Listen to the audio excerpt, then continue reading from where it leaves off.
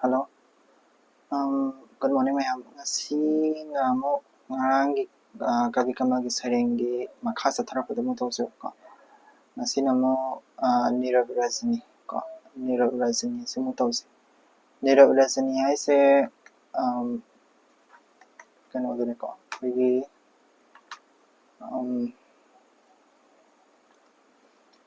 achik pa ahing hai bune ko. Achik pa ahing Nirav Rajani hai se ko. Achik pa ide se Nirav ide ahing hai bune ko. Sisna ahing hai bune. Aduga Rajani hai achik pa hai bune ko. Ko aduga tha paragi ko. Kha yingminarase. Thabal phabi ahingi matam yorokne. Thabal phabi ahingi matam yorokne. Yam thabal do yam phai hai ni ko. Pointing si matam lang yingse ko. Thabal phabi ahingi matam yorokne. Ko adagi nungthilgi matam tan tai ni ko sadesa. Ai thabal yam phai hai ni. Nungthilgi law khongban yam tharakle. Ai di nungthil loigre hai bni bu ko. Ichik chikhre malem prithibi asi. Ko thengchilakle ahingi matam si. Ko Firup khomkhre chingya tamya. Firup khomkhre chingya tamya hai taragadi chingya tamya chingya tamya je firup khomse kanana khomgani. Kanana khomgani. Leichil gumba adagi kano gumba folk gumba na khomidana natra. Leichil adagi folk gumba na ga khomdani adana firup khomkhre adi kuigi midang thengchalakanda leichil naga maraktaga tawra leiraga ching maraktaga tawra leiraga kuigi yum maraktaga ching pa paibedo adugumba ubado adudani ko firup khomkhre leichil na khombadani tha me changna leithengkhre atia sibokta ujipawda yengai se kaino haidi magi ahing yamna thengwa ahingi matam ama tae ko adagi nungthil law khongami sahargi law khongamba adusu loigre sahargi law khongba su loigre numidang yore thabal yamna phai ko description je ko adi yamna malem je yam prithvi je yam ichik chik thare ko adagi yamna thengba ahing chu oire ko adagi leichinna pukup kup khre chingya tamya yam jing chu tha mi changna atia da mayam ama ure ko thabal phare tha mi chang mayam ama ure description je ahing do yam chikre hanan ngasai nil kolam do hojik loigre thengchale ko leida kashu thamanung ge ba meaning kem leite ko po aidi sidesita tawri se kaina aidi phajabado aidi ahingi phajabado ta ine ko pombi chekla ya hep khre mahumda si yo si mam tum aidi ahing oirakpa ki matungina torokpa thabak sing doni ko pombi chekla ahamada chekla jana pan bambadegi saji sangai ya takre tingoi thakta saji sangai second second suba pombi chekla na first saji sangai na second tingoi thakta hai taragadi khoigi malem lai mai thakta habine ko mal adi tingoi hai de kaino khoigi napi ni ko ado napi mathakta adi napi mathakta hai tare ko napi mathakta ko dagi ningthau konung pawro lon khre ningthau kui konung chu pawro lon khre ko adagi laira khangpok su thong thingkhre laira khangpok su thong thingkhre meaning do sidaisa ulta bulta jalarin ko ningthau konung oigera laira be khangpok song oigera chamanana namidang yoragadi mai mayumda pombi chekla su saji sangai su mai mayumda tumna gre sini boko harise ko chap lepna khre uri wari tumina uri wari su lengam uri wari hauramba adu mayam jingda su chap lep khre ko sanglen changkhre chingsang na pomna sanglen changkhre adi green machu asangma machu da sangwado chingsang adi mountain na ko adi adu chingsang na su asangma machu da sangre numidang thengzel aba matamda ko tha thawam chak tholakpa matam ko dagi leichinna kano kogi chingmon kopsan giba matam ko saragi ning khongba lawa matam loi giba matam pungchik chik giba matam da thola ejing tumnari je kana no pombi chekla saji sanga ning thau lai raba uri wari ko chingsang napo ko tumkiba uraduna Malaya Parbat. Malaya Parbat, I said this is one of the kogi Malaya Parbat, I say Malay Parbat ko se kogi Western Ghat leba kogi kogi spiritual Hindu gi oina di spiritual yam oiba kogi keno ni ko mountain amani ko Malaya Parbat se adu sigi Malaya Parbat se tumgi ba di numidang oibada tumgi bada uraga kai hain ko huralak le hinam lainam Malaya ko haidi kogi kai ani hainam lainam Malaya na badi keno Malaya haidi year ko year na para la para ga kari dore kogi chingda hauba u keno di lai myam ko nushitna humaga magi lainam do pura sakhibadani ko aduduni ko haidi huran haidi kana ado si kana Malaya na tori se kaino disturb tori ne tumba disturb tori ne ko aduna tumba disturb to bagi se counter se ko Malaya na tumba disturb tore hainam lainam tumgre pau ta bada ko adagi manam nungsiba kanana no hu dise manam nungsiba hu kigedra kiduna miseng khang kre tharo tharik tha je yongo sidaisa hai lei duni ko tharo tharik tha hai se understand taw tara ga de koina numidang da sat laga dum lei baduni ko numidang da sat pa ko numidang da sat pa nungdin da sat pa tharo makal khara su lei but ayamana numidang da sat ko toy man ay nungdin da na umjalaga ado miseng khang kre da hi miseng khang kre tum gidre ha bale ko tum gidre magi kano do kano hadi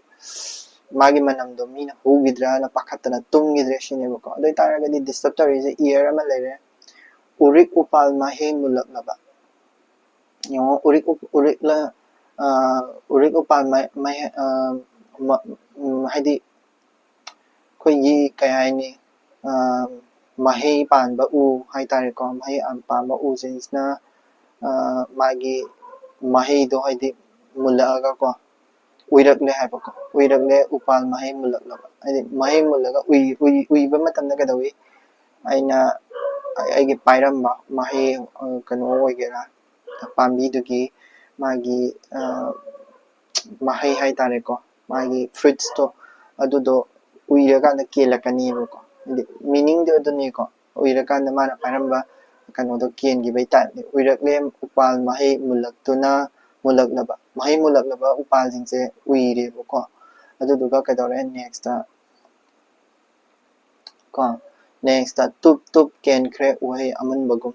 ko tup ken kre kadawa uhai amun bagum ko sega tup ken uhai sisu next ma adi amamma thugai ba pot amasu oiduni ko second suba amamma thu adi ahingi achikpa thugai ba uhai sisu oiduni ko adagi uhai tarak pase mana anupama ma toy changdame upama hai sorry upama ma toy upama idi changdam na bani ko upama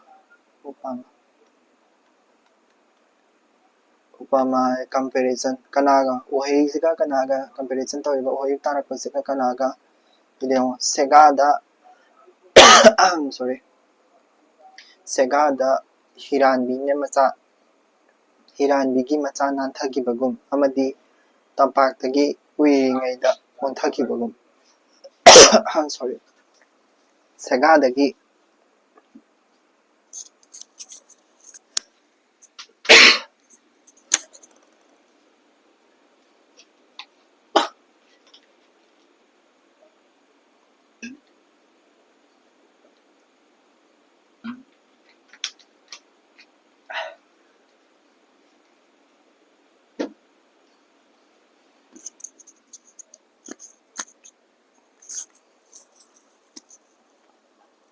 segadagi hiranbigi masana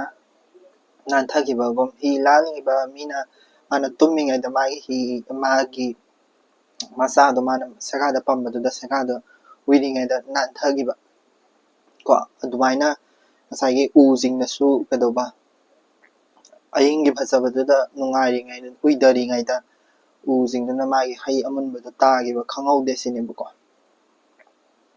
ko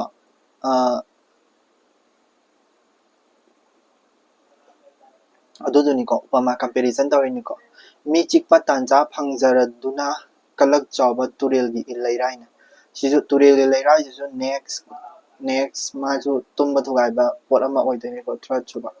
turel gi ilairai na kadore ichel thakta jam chung tharagli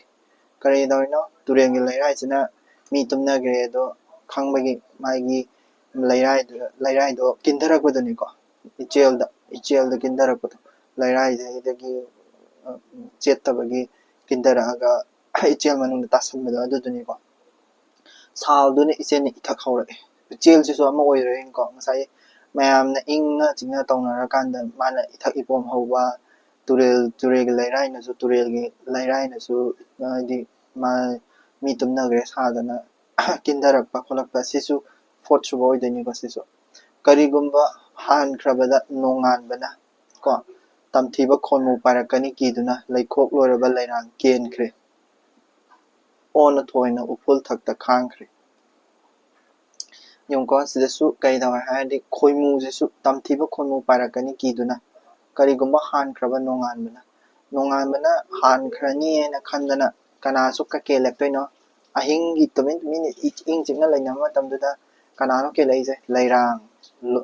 laikhok loraba lairang. This is also one of the ahingi kanodo thugaiba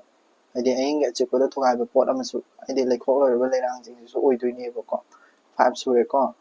ona thoina uful thakta khangkhre adugo kelaga uful thakta laigibedo adudani ko huge tawbada laigi laina malayana tumdi laurakle una akang bajisu this is also second 6 super culprit orani ko 6 super culprit kanano una akang base una mi hadi kanano huge tawbano laigi laina malaya jiding sai first super culprit ni ko first super potone tumma thugaiba aduduna migi hainam lainam huge tawrubu matamda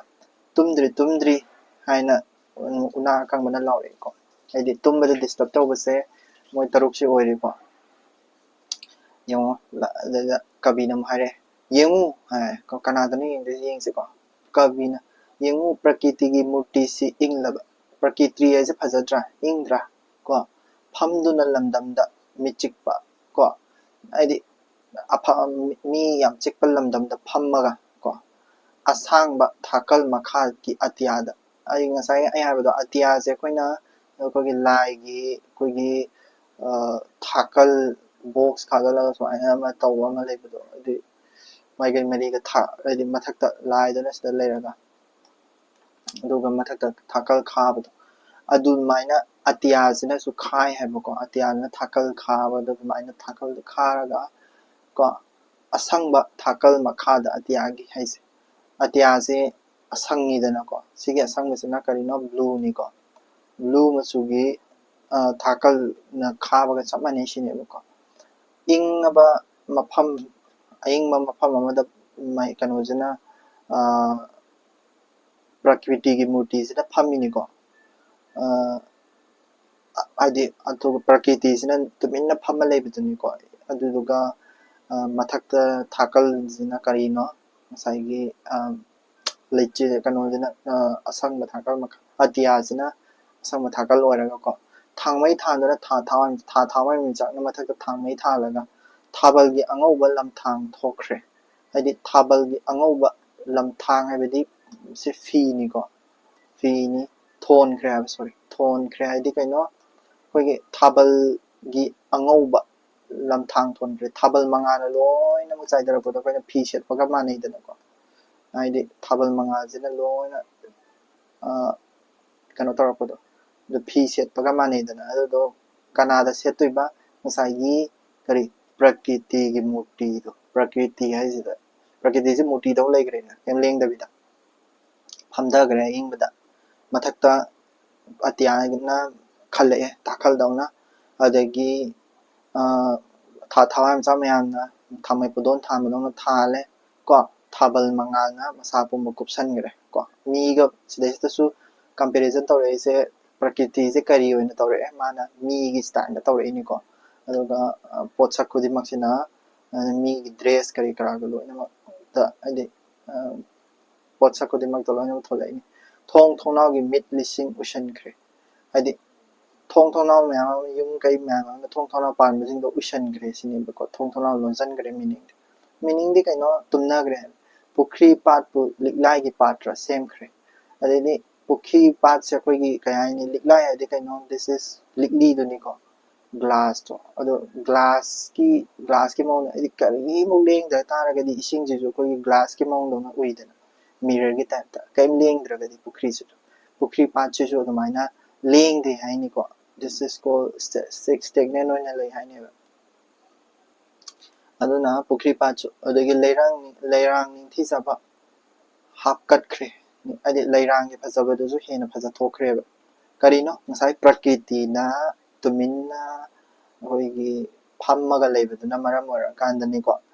ꯄꯨꯔꯥ ꯃꯐꯝ ꯈꯨꯗꯤꯡꯃꯛꯇ ꯏꯪꯕ ꯆꯤꯛꯏ ꯍꯥꯏꯅꯤꯀꯣ ꯏꯪꯕ ꯆꯤꯛꯄꯗꯣ describe ꯇꯧꯔꯛꯄꯗꯣ ꯀꯔꯤꯅ describe ꯇꯧꯔꯛꯏ ꯍꯥꯏꯕꯗꯨꯃꯁꯨ ꯑꯩꯈꯣꯏ ꯃꯁꯤꯡ ꯀꯥꯎꯟ ꯇꯧꯁꯤꯀꯣ ꯁꯤꯗꯩꯗ ꯒ꯭ꯔꯤꯟ ꯃꯆꯨꯗ ꯕ꯭ꯂꯨ ꯃꯆꯨꯅ ꯇꯧꯔꯛꯑꯒꯦ ꯌꯦꯡꯉꯣ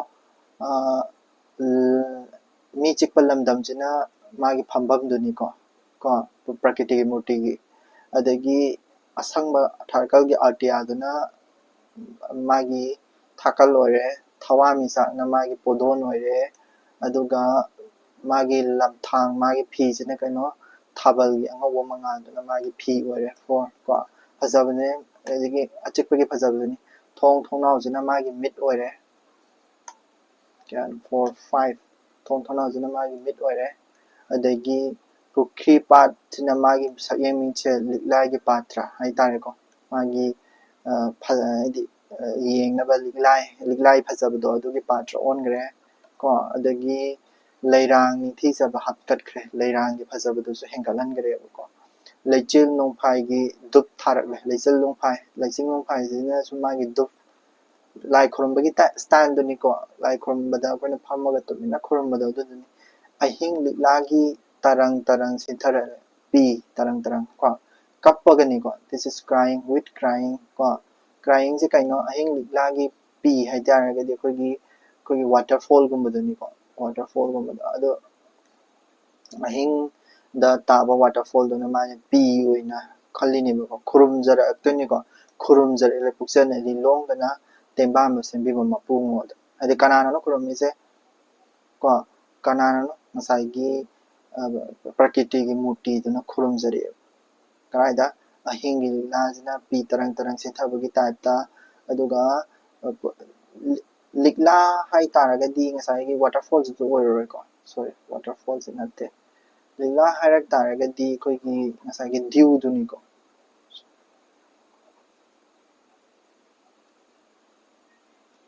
ꯗ꯭ꯌꯨꯗꯨꯅꯦꯕ ꯗ꯭ꯌꯨꯗꯣ ꯂꯤꯛꯂꯥ ꯍꯥꯏꯗꯤ ꯗ꯭ꯌꯨꯗꯨꯅ ꯀꯩꯗꯧꯕ ꯃꯥꯒꯤ ꯀꯩꯅꯣꯗꯣ ꯑꯣꯏꯗꯣꯏꯅꯦꯕ ꯁꯤꯁꯤꯅ 7 ꯂꯩꯔꯦ ꯁꯤꯁꯤꯅ 8 ꯂꯩꯔꯦ ꯃꯥꯒꯤ ꯄꯤ ꯑꯣꯏꯅ ꯇꯧꯔꯗꯣꯏꯅꯦꯕ ꯈꯨꯔꯨꯝꯖꯔꯛꯑꯦ ꯄꯨꯛꯆꯜ ꯈꯨꯔꯨꯝꯕꯗ ꯆꯪꯕꯁꯤꯡꯁꯦ ꯀꯩꯅꯣ ꯍꯥꯏꯔꯒꯗꯤ ꯉꯁꯥꯏ ꯁꯤ ꯃꯌꯥꯝꯁꯤꯡꯁꯤꯅꯤꯀꯣ ꯍꯥꯏꯗꯤ ꯒ꯭ꯂꯥꯁ ꯀꯔꯤ ꯃꯌꯥꯝ ꯂꯩꯕ ꯃꯌꯥꯝꯁꯦ ꯐꯝꯊꯕ ꯈꯣꯠꯊꯕ ꯇꯧꯔꯤꯕ ꯃꯌꯥꯝꯁꯦ 1ꯗꯩꯅ 8 ꯐꯥꯎ ꯂꯩꯔꯤꯁꯦ ꯇꯦꯡꯕꯥꯡꯕ ꯃꯄꯨꯗ ꯀꯅꯥꯗ ꯈꯨꯔꯨꯝꯃꯤꯅ ꯇꯦꯡꯕꯥꯡꯕ ꯃꯄꯨꯗ ꯀꯅꯥꯅ ꯄ꯭ꯔꯀꯤꯇꯤꯅ ꯀꯣ ꯏꯆꯦꯜꯅ ꯑꯗꯨꯃꯥꯏꯅ ꯈꯨꯔꯨꯝꯃꯛꯄꯗꯨꯗ ꯀꯩꯗꯧꯔꯦ ꯀꯣ ꯔꯤꯑꯦꯛꯁꯟ ꯑꯣꯏꯅ ꯏꯆꯦꯜ ꯅꯥꯏꯕ ꯇꯨꯔꯦꯜ ꯈꯤꯕꯤꯛꯅ ꯀꯣ ꯏꯆꯦꯜ ꯅꯥꯏꯕ ꯇꯨꯔꯦꯜ ꯈꯤꯕꯤꯛꯅ ꯌꯦꯡꯉꯁꯤꯀꯣ ꯁꯤꯃ ꯏꯆꯦꯜ ꯅꯥꯏꯕ ꯇꯨꯔꯦꯜ ꯈꯤꯕꯤꯛꯅ ꯌꯥꯀꯥꯏꯔꯣꯜ ꯁꯛꯂꯛꯂꯦ ꯈꯣꯟꯖꯦꯜ ꯄꯤꯛꯅ ꯀꯅꯥꯅ ꯃꯇꯦꯡ ꯄꯥꯡꯁꯤꯜꯂꯦ ꯃꯇꯦꯡ ꯄꯥꯡꯁꯤꯜꯂꯛꯄꯁꯤ ꯁꯨꯝ ꯌꯦꯡꯁꯤꯀꯣ ꯈꯨꯔꯨꯝꯕ ꯃꯇꯝꯗ ꯃꯇꯦꯡ ꯄꯥꯡꯁꯤꯜꯂꯛꯏꯁꯦ ꯏꯆꯦꯜ ꯅꯥꯏꯕ ꯇꯨꯔꯦꯜ ꯑꯃ ꯂꯩꯔꯦ 1 ꯀꯣ ꯃꯥꯅ ꯀꯔꯤ ꯇꯧꯔꯦ ꯌꯥꯀꯥꯏꯔꯣꯜ ꯁꯥꯖꯤꯜꯂꯦ ꯍꯥꯏꯗꯤ ꯏꯆꯦꯜ ꯅꯥꯏꯕ ꯇꯨꯔꯦꯜꯁꯤꯅ ꯖ꯭ꯔꯝ ꯇꯧꯖ ꯌꯥꯀꯥꯏꯔꯣꯜꯒ ꯄ꯭ꯔꯃꯥꯟ ꯇꯧꯔꯛꯏꯅꯤꯀꯣ ꯑꯗꯒꯤ ꯎꯅꯥ ꯄꯨꯝꯕ ꯎꯄꯥꯜ ꯈꯤꯕꯤꯛꯅ ꯇꯞꯅ ꯆꯃꯔ ꯊꯧꯒꯜ ꯇꯧꯔꯦ ꯍꯥꯏꯗꯤ ꯎꯄꯥꯜꯅ ꯑꯩꯈꯣꯏꯒꯤ ꯆꯃꯔ ꯍꯥꯏꯁꯦ ꯑꯩꯈꯣꯏꯒꯤ ꯂꯥꯏꯁꯤꯗ ꯂꯩꯔꯀꯥꯟꯗ ꯑꯩꯈꯣꯏꯒꯤ ꯁꯨꯃꯥꯏꯅ ꯃꯇꯨ ꯖꯣꯝ ꯇꯧꯕ ꯑꯩꯈꯣꯏꯒꯤ ꯁꯨꯃꯥꯏꯅ ꯇꯧꯕꯅ ꯍꯥꯏꯕꯗꯣ ꯁꯨꯃꯥꯏꯅ ꯇꯧꯕꯅ ꯍꯥꯏꯕꯗꯣ ꯂꯥꯏꯁꯤ ꯇꯧꯔꯀꯥꯟꯗ ꯑꯗꯨ ꯁꯤꯁꯤꯅ ꯍꯥꯏꯕꯗꯣ ꯁꯨꯃꯥꯏꯅ ꯀꯣ ꯑꯗꯨꯗꯨꯅꯦꯀꯣ ꯆꯃꯔ ꯍꯥꯏꯁꯦ ꯑꯗꯨꯗꯣ ꯎꯄꯥꯜꯗꯨꯅ ꯁꯤꯒꯤ ꯆꯃꯔꯗꯣ ꯑꯣꯏꯔꯛꯏꯅꯦꯕꯀꯣ ꯆꯃꯔ ꯊꯧꯒꯜ ꯇꯧꯔꯛꯂꯦ ꯍꯥꯏ ꯍꯨꯝꯗꯨꯅ ꯍꯥꯏꯁꯦ ꯎꯄꯥꯜꯁꯤꯅ ꯑꯩꯈꯣꯏꯒꯤ ꯀꯩꯅꯣꯁꯦ ꯂꯥꯏꯁꯦ ꯍꯥꯏ ꯍꯨꯝꯕꯒꯤ ꯇꯥꯏꯞꯇꯀꯣ ꯇꯧꯔꯛꯑꯦ ꯁꯤꯅꯦꯕꯀꯣ ꯎꯄꯥꯜ ꯈꯨꯕꯤꯛꯅ ꯑꯗꯨ ꯇꯥꯔꯗꯤ ꯎꯄꯥꯜ ꯈꯤꯕꯤꯛꯁꯤꯅ ꯉꯁꯥꯏꯒꯤ ꯂꯥꯏ ꯈꯨꯔꯨꯝꯕꯗꯁꯨ ꯃꯇꯦꯡ ꯄꯥꯡꯉꯛꯑꯦꯀꯣ ꯁꯣꯔꯤ 3 ꯃꯤꯠꯁꯟꯈ꯭ꯔꯦ 2 ꯑꯗꯨꯒ अमुनबा उखै थादरले है पालखिबिना सिदि है लै कच्चबदनि को अमुनबा है उखै थादरले है पालखिबिना तेंबा मपुदा खुया खादा है लै कलपदनि कनाना अमुनबा उखै पांबिना कगरी है पाले पालखिबि कले हाबनेबको सिजना 3 सुबा लेरेको है कना मतेंग पांगिने को लाई खुरुमबजिना ngasai ki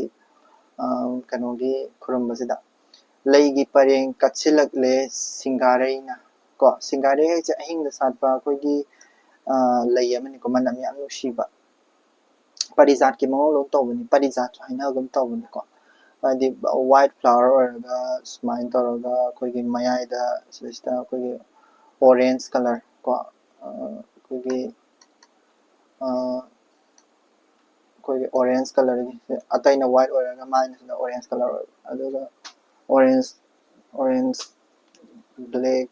खांदे खरा यानरा मनम याम नुसीबनि को नुमिदांग सातपनि white machugi ado mayam satoni kundugi ta smaina mayam satoni haidi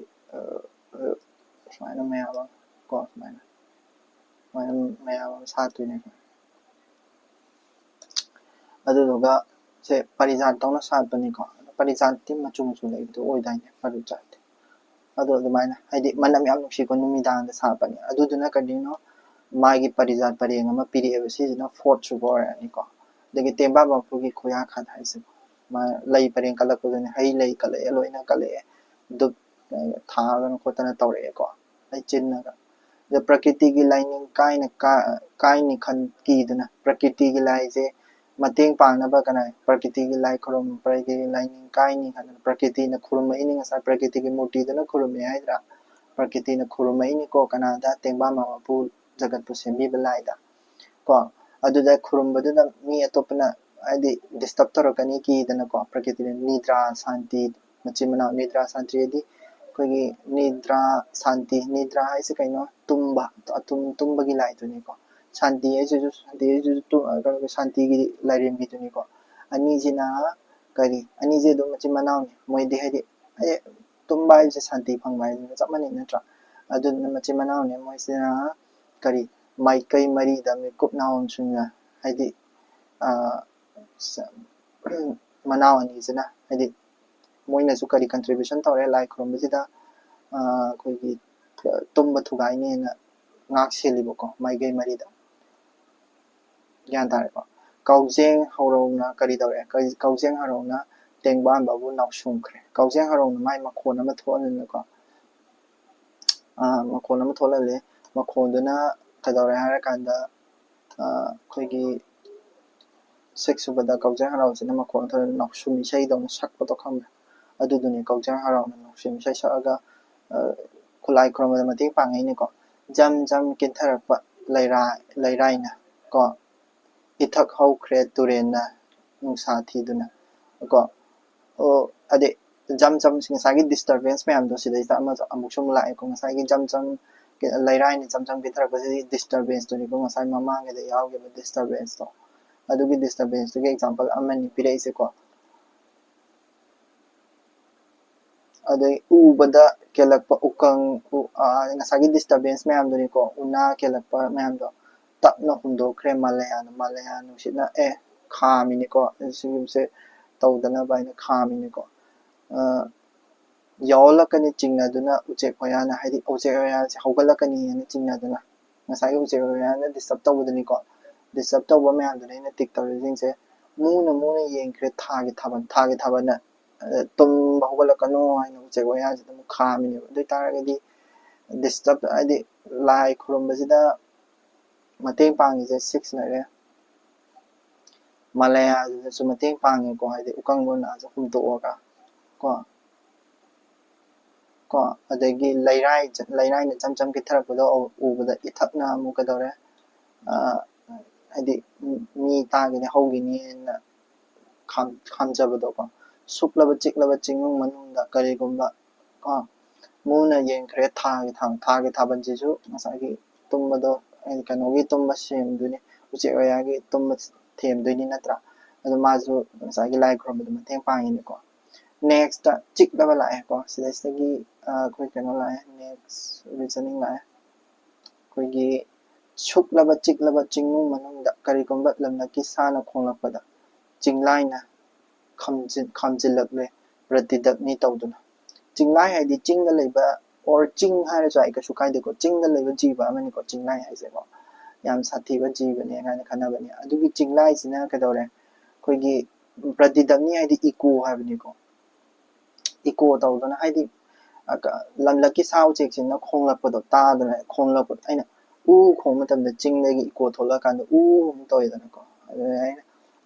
how hain khong matam ma so how hain khong me dana adwaina eco ching lai na sanga na khong pa je mana sanga to terminal lei hai bai ta to ko khamjan bagi ta to ching lai sina eco thola ga ching lai ha je ching doi de ni ko eco thola kan da khamjai hai ba ni ko lamlaki sana khong ta ra ga masi su this is also ngasagi chinglai si su kadawa lai khoromada ing na bhona bada mateng pang ni ko kari gumba nongin na pairak kabra ki duna nongin chena disturb tar kadra ki duna ko talong kre chingya tamya da lechin na nongin pairakani nongin chalechin already nongin che pai roi dana ko adi lai direction to khang ramina lechin na la gate nga ko ra kha ma ga tham gre ko apam nung si kainaraba kanagumba de apam nung si kainaraba mi numidang de kapalaw batawidana ko law khongdana kapthorakani khanduna ten chatkre nidra devi di tumbagi lairem bidani ko tumbagi lairem bijana awa macha khainaraba mi jingdo tumhangre tumbagi lairem awa macha khangaba mi jingdo awa macha khangi mi jingdo tumhangre ko nidra devi gi lairem bisina ko ahing sida asuki matik chiklaba anuta na chalaba thamoi sibu inghanaba nidra kadai santi kadai thaba adubu sidaista lai ko hadi ngasai prakriti gidi magi lai khorombada su adagi mabu aidi kano tongnaba honabada su ngasai gi tumnaba honabada matamda su mateng pangnaba mayam ama thole ko tarama thoi busore mateng pangda ko adu hadi adumana thok kano tawna khona kabi jidi ko ahing jida thola pa si kabi gi mulai kabi gi story mulai ko kabi jina ahing gi asuki matik thenglaba chiklaba jida anuta na chalaba haibati anuta ningam daba sorry ningam daba na cha kon hadi kaina ma cha ningam daba ai tare ko ningam daba na chalaba thamoi sibu inghanaba nidra kadai santi kadai adu kabi bu inghanaba di kana tholai nidra tholakpra santi tholakpra thabal mangal tholakpra ni aigi di kem tholakte sin kabi mana tholaga madi anutap na chalai anutap na ningam daba na chalaga tholai inge madi adu dubu mabu adi ngasai gi prakriti tudi mapan thonggi prakriti tudi inghanbadi ngamme adubu mai anutap hai taragadi inner self ningam daba ise kaino inner gi awaba dune ko inner loss to ne id loss or inner set hai tare ko adu kumba thamoi gi awaba sidi nidra tumbana su phangan bangamo shanti ko shanti lairem bina la ga su shanti lairem bina la ga su shanti phangan bangamo thabal gi kano thabal phajara ga su thaban duna tumhan bangamo question je hanga ise ko dudi kamaina kanana tumhan doino khangle yong khangle anabana henjalak labada arembani hidak arembani seba no seba toba ade